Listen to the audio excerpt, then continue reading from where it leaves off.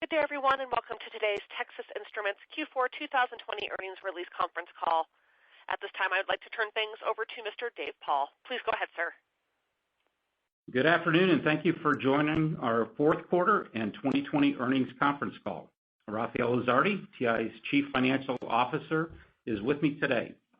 For any of you who missed the release, you can find it on our website at ti.com/ir. This call is being broadcast live over the web and can be accessed through our website. A replay will be available through the web. This call will include forward-looking statements that involve risks and uncertainties that could cause TI's results to differ materially from management's current expectations. We encourage you to review the notice regarding forward-looking statements contained in the earnings release published today, as well as TI's most recent SEC filings for a more complete description. First, let me provide some information that's important for your calendars. We plan to hold a call to review our capital management on February 4th at 10 a.m. Central Time. Similar to what we've done in the past, Rafael and I will summarize our progress and provide some insight into our business and approach to capital allocation.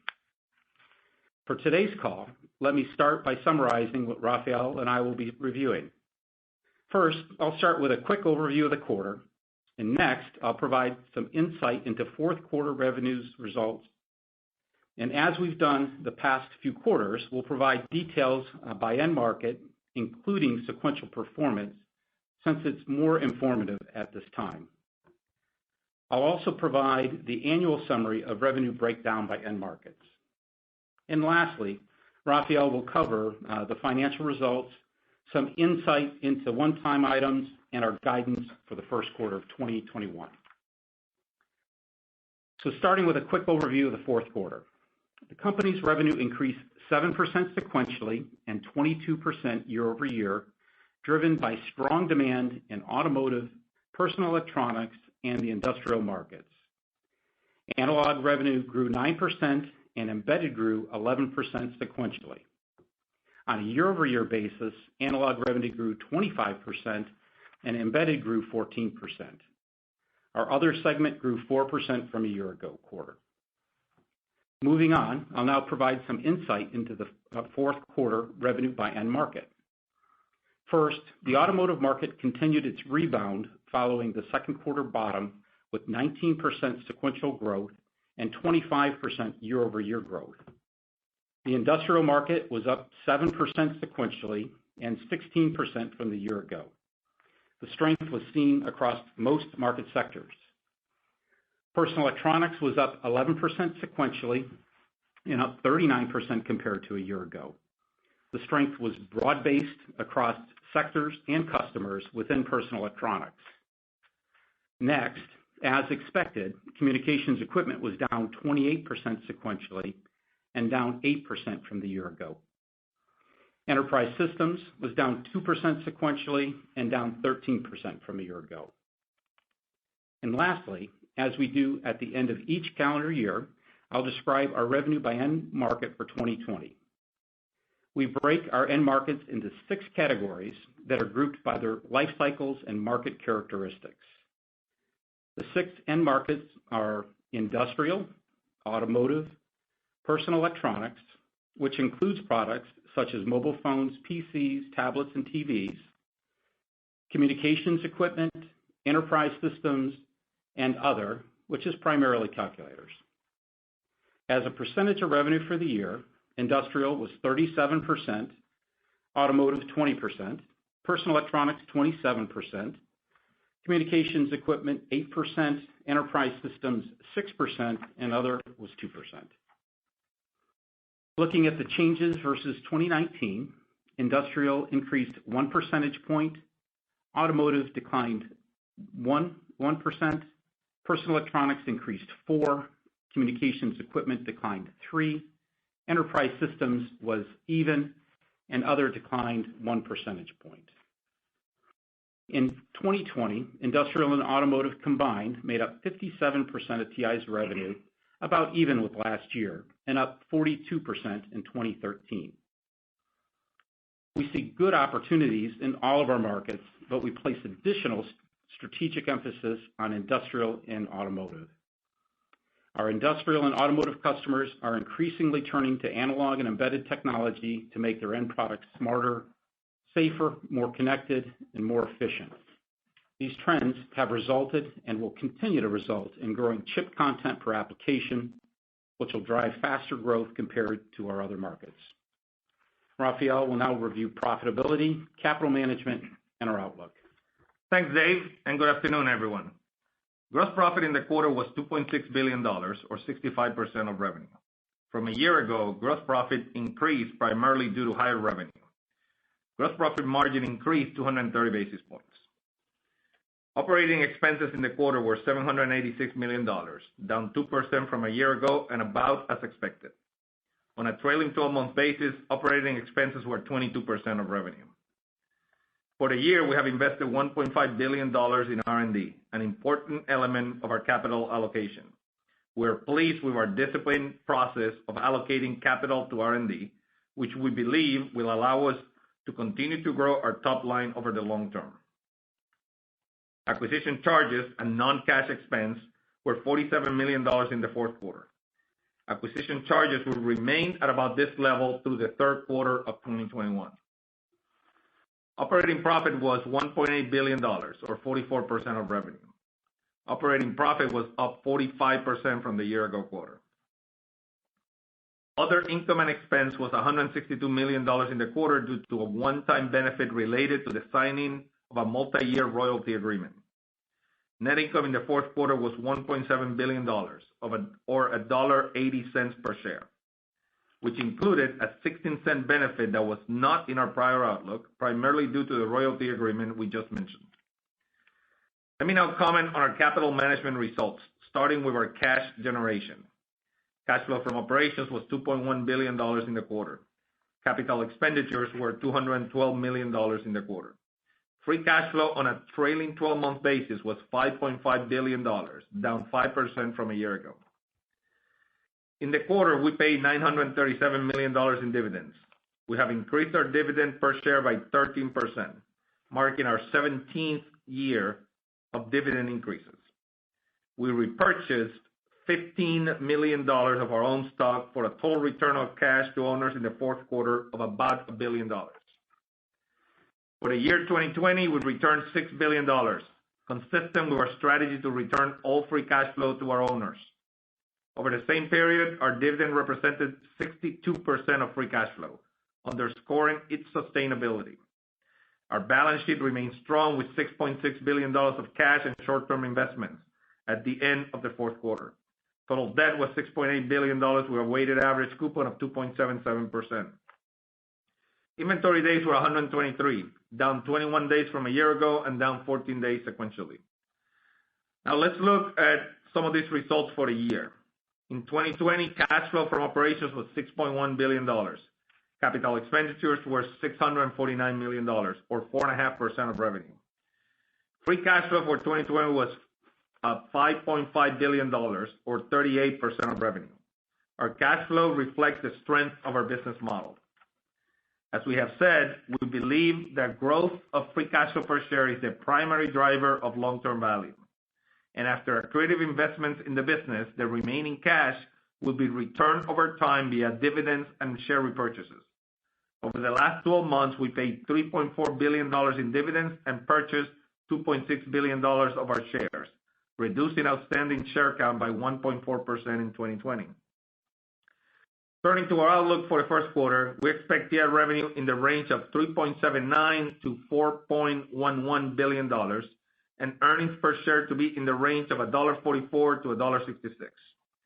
We expect our 2021 annual operating tax rate to continue to be about 14% and our effective tax rate about a percentage point lower than that. In closing, we will stay focused in the areas that add value in the long term. We continue to invest in our competitive advantages, which are manufacturing and technology, broad product portfolio, reach of our channels, and diverse and long-lived positions.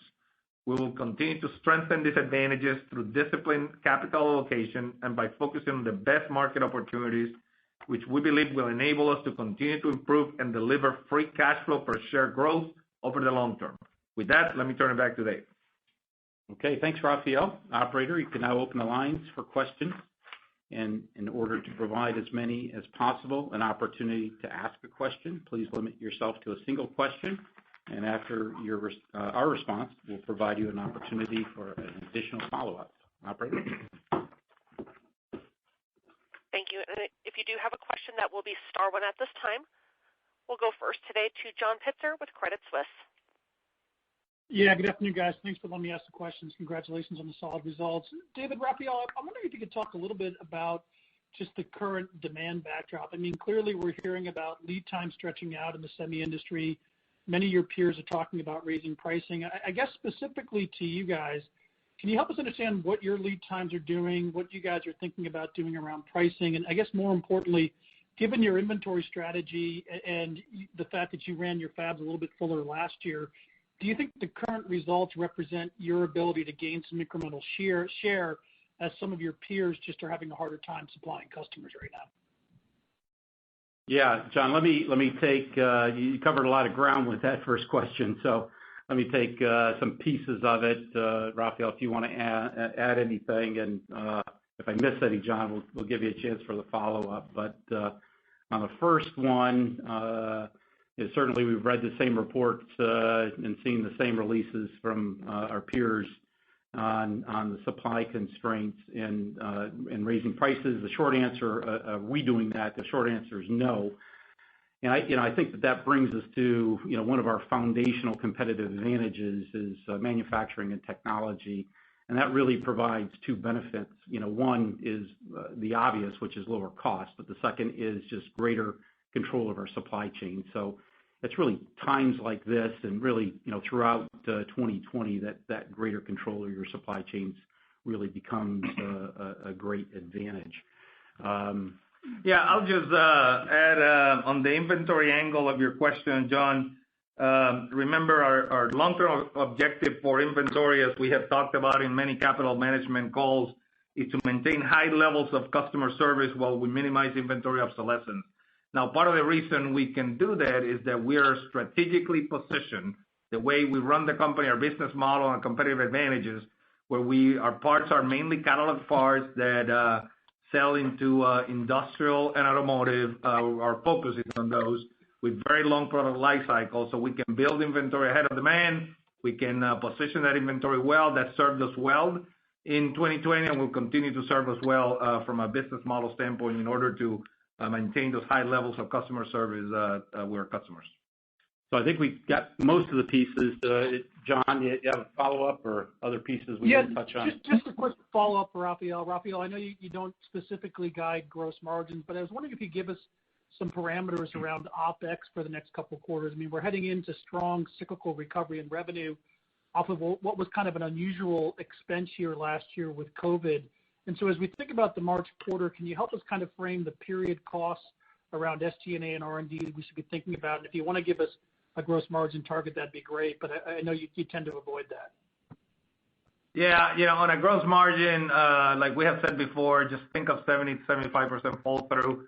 So, you figure out what revenue, incremental revenue you want to play in and just fold that through at 70 to 75%. You'll get a good place over the long term, right? Any one quarter can be a little higher, a little lower, right?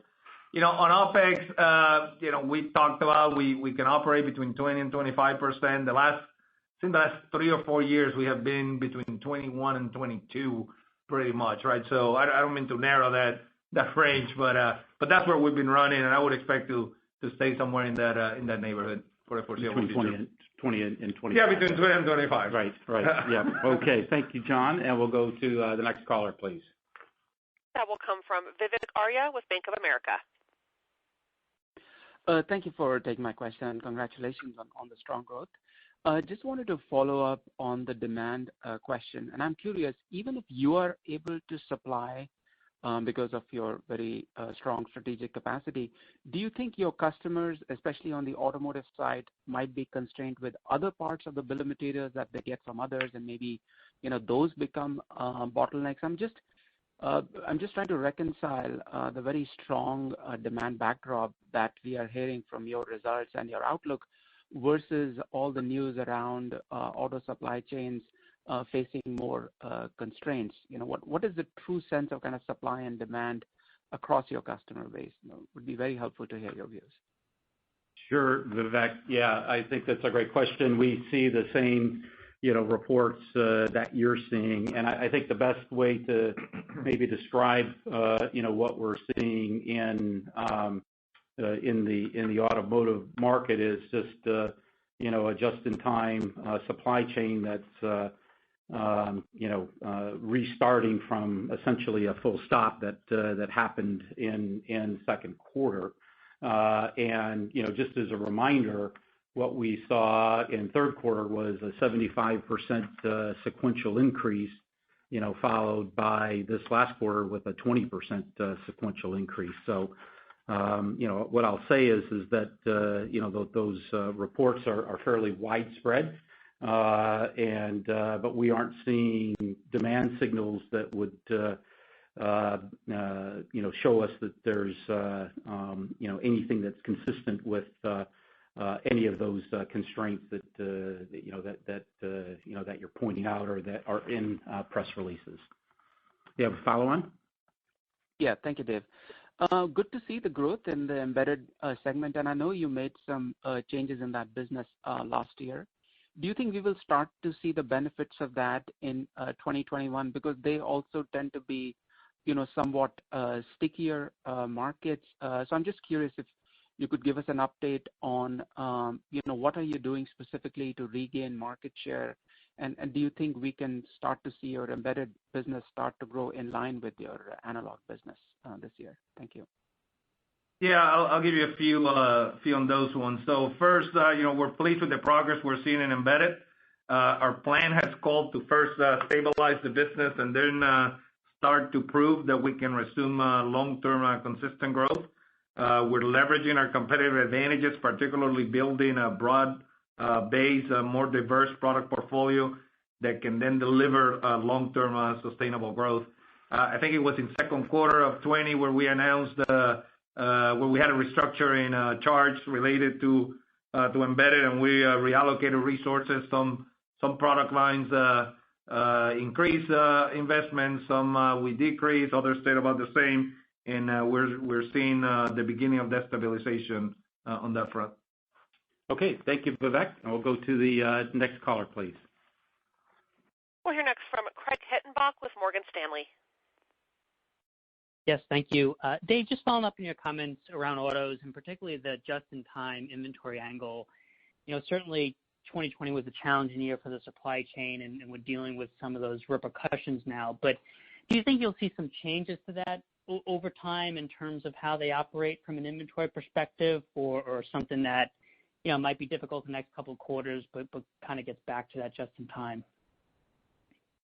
Yeah, Craig, I don't want to speak for our customers or how they're managing, their inventories. I think as you've seen us and how we've managed our business and our operations, we would just work very hard to try to have capacity in place to support our customers' needs. You saw the decisions that we made earlier in the year to try to keep high service and optionality in place.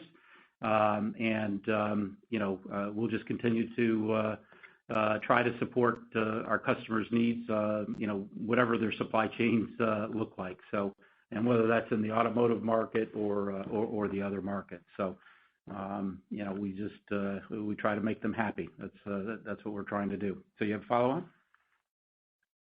I do, thanks. And just looking at analog up 25% year over year, and I know that comes off of a difficult year and coming out of a down cycle, and so that's some of it. But just curious at a high level, just to get your thoughts of just the type of strength you're seeing and how you feel about what the demand is out there. Can you clarify that a little bit for me, Craig? Just so I make sure I answer the right question. Yeah, so just with the analog business up 25% year over year, that's coming off of an easy comp, if you will, coming out of the down cycle. So I think that's some of it. But just curious, I know in some of these calls you've talked about just your view of just hey, are supply and demand in equilibrium, or how you feel like demand is relative to how your business is trending right now? Oh, well, yeah. I think that when you look at where that business is, I think that we've just come through from cyclical indicators and those types of things. You'd even have to go back to 2018 when the industry had reached a cyclical peak. Then you throw in and sprinkle on top COVID-19. And it was really, at the beginning of, or the end of last year and the beginning of 2020 that we had begun to see signs of stabilization before COVID had hit. So, inventories really weren't a problem at that point in time, and we had said at that point in time that our shipments were beginning to reflect what customers were beginning to ship overall. So, again, I think that what we are shipping today is reflective of what customers are asking us to ship. We have, a good availability of product because of the decisions that we've made, and our lead times have remained stable. That doesn't mean, of course, that we don't have hot spots that we're working, and we always have hot spots. But that's kind of where we are today. So thank you, Craig, and we'll go to the next caller, please. We'll hear next from Harlan Sur with J.P. Morgan. Good afternoon. Congratulations on the strong execution. Amidst the strong demand environment, as we all know, foundry capacity is pretty tight, both leading edge and lagging edge. And I know that TI outsources about 20% of its wafer requirements, most of it with your embedded products, MPUs, MCUs. So because of the foundry tightness, is the team also somewhat constrained on your embedded products, either Q4 or here in Q1? And also the same thing from an assembly test perspective, where I think about 40% of your assembly and test requirements are outsourced to the subcons. Is this constraining maybe some of your shipments near term? At a high level, we have long-term agreements with these suppliers, like we do with other suppliers. Even though we only outsource a relatively small part of our loadings, we're still being a big company. That's still a good amount of loadings, right? So we still get some decent leverage. So we're seeing some hot spots here and there, but to the largest degree, we're getting what we need. Yeah. And I would say, having 80% of our wafers sourced internally, almost all of our analog sourced internally, and that is a great advantage for us. So overall, as we've talked about, that lead times have remained stable. So that has been a huge advantage for us. You have a follow-on, Harlan? Yeah, absolutely. Yeah, thanks for the insights there. Can you guys just provide us with the shipment trends quarter-over-quarter, year-over-year by geography? I know it's shipped to location, but I think it's still useful to kind of understand the breadth of the overall demand profile you guys are seeing. Sure. So in the quarter, and thank you for the preamble there, so I won't repeat it. But the year ago, Asia was up, and all of the other regions were either flat or down. And sequentially, all the regions except for the U.S. were up. And just as another point of color on where we ship our products, 90% of our revenues come from shipments outside of the U.S. And we've got about 20% of our revenues that are based by customers in China. So just a little bit more color on the comment that you made there earlier. So thank you, Harlan, and we'll go to the next caller, please.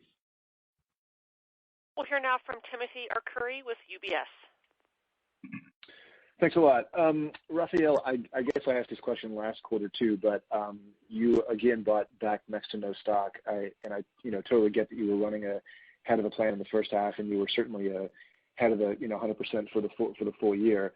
but you also have a pretty strong intrinsic value model for the share repo, and you've been pretty good at buying back the stock. So I guess maybe I'll ask you again to just sort of comment on that. Is there anything that we can read into that, given that it's the second quarter in a row? What I would tell you is that as we talk about during capital management, our goal is to return all free cash flow to the owners of the company. We generated in 2020 $5.5 billion of free cash flow, and we generated $6 billion of free cash flow. So clearly well above the cash flow generation. Okay, thanks. Follow up? And then I guess, yeah, I do. I guess, can you give us an update on the 300 millimeter, the new fab, and sort of the timing around that? And I guess on that, can you qualify for some of these subsidies coming from the government, or is that mostly going to be leading edge? Thanks. Yeah, sure. So the update on the factory is the same as nothing has changed as far as our expectation. The new factory is being built. We expect it to be completed in 2022, so next year. In fact, we should have some level of output in the second half of next year. So that's all going as per plan. When it's fully equipped, it has the potential for revenue of about $5 billion per year.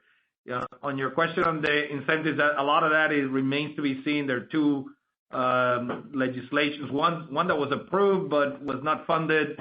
Another one hasn't been approved. The CHIPS, I think, is the one that hasn't been approved.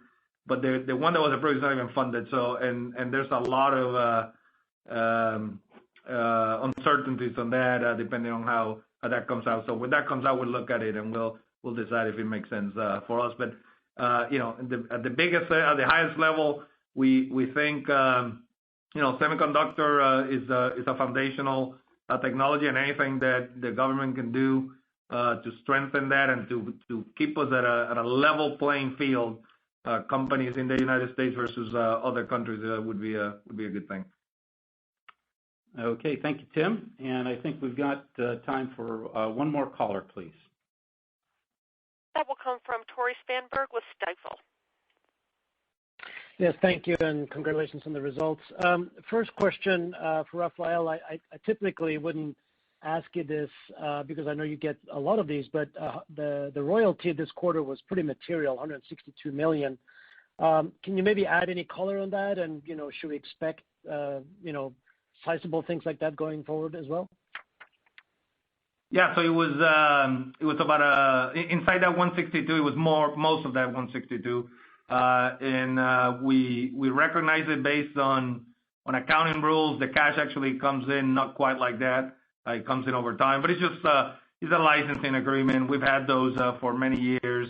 They have become de minimis at the highest level, frankly. So I don't expect that to change. From a cash standpoint, it's about $100 million a year. From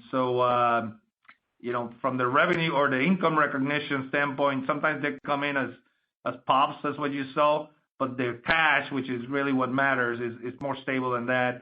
And again, like I said, it's about $100 million a year, and I don't expect that to change much. Yeah, follow on, Tori? Yes, thank you, Dave. So I know your long-term goal is to grow CapEx at 6% to spend 6% of your revenues in CapEx. I think last year you said it was 4.5%.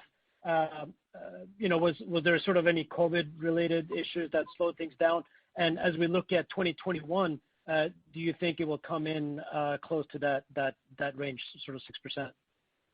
Yeah, so I'll go ahead and take that. So yes, our guidance is 6%. Our guidance continues to be 6%.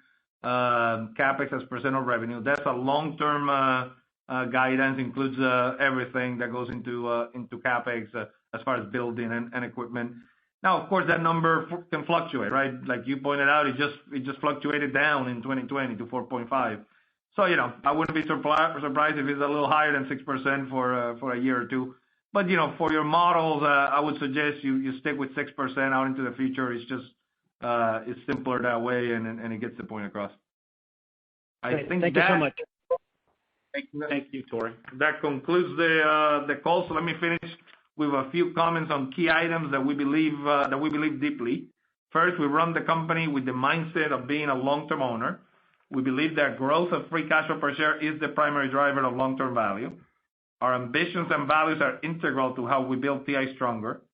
When we're successful in achieving these ambitions, our employees, customers, communities, and shareholders all win. Okay, and thank you all for joining us. A replay of this call will be available shortly on our website. Good evening. And again, that will conclude today's conference. Thank you all for joining us.